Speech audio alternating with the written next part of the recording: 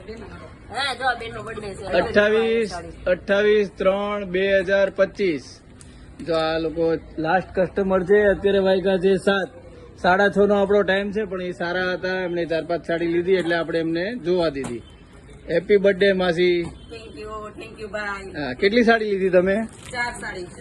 4 સાડી લીધી. હા સોરી, 4 સાડી લીધી.